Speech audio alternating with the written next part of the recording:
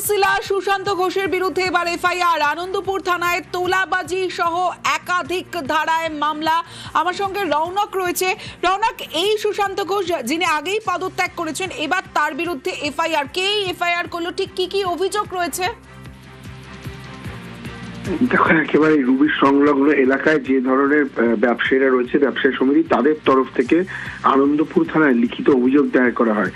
কি সেই অভিযোগ? এই রুবি সংলগ্ন এলাকায় প্রায় 700-এরও বেশি দোকান রয়েছে এবং সেই দোকান থেকে কাউন্সিলর সুশান্ত ঘোষ এবং তার সহযোগীরা 2022 থেকে 23 সালে জোর জবরদস্তি টাকা তুলেছিল এবং সেই টাকার পরিমাণ প্রায় 2 থেকে 3 কোটি টাকা জোর জবরদস্তি যেই টাকা আদায় করেছিল, সেক্ষেত্রে আনন্দপুর থানায় লিখিত অভিযোগ দায়ের করা হয় এবং সেই অভিযোগের ভিত্তিতে মামলা রুজু করে আনন্দপুর থানার পুলিশ এক্সটর্শন অর্থাৎ তোলাবাজির যে ধারা, সেই ধারায় কিন্তু ইতিমধ্যে মামলা রুজু করা হয়েছে।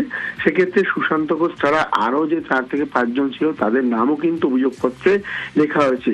মূলত রুবি সংলগ্ন এলাকায় প্রায় 700 থেকে 800টি দোকান রয়েছে, যে দোকানগুলি ফুটের পাশেই তৈরি করা ছিল। সেই দোকান পিছু প্রত্যেক মাসে টাকা তোলা হতো এবং 2022 থেকে 23 সাল পর্যন্ত প্রায় 2 থেকে 3 কোটি টাকা এইভাবেই তোলা হয়েছিল এবং যে ব্যবসায়ী সমিতির হিসেব, সেই ব্যবসায়ী সমিতির হিসেবে কিন্তু গরমিল ধরা পড়েছিল। এই কারণেই তৃণমূল কাউন্সিলর সুশান্ত ঘোষের বিরুদ্ধে আনন্দপুর থানায় লিখিত অভিযোগ দায়ের করা হয়।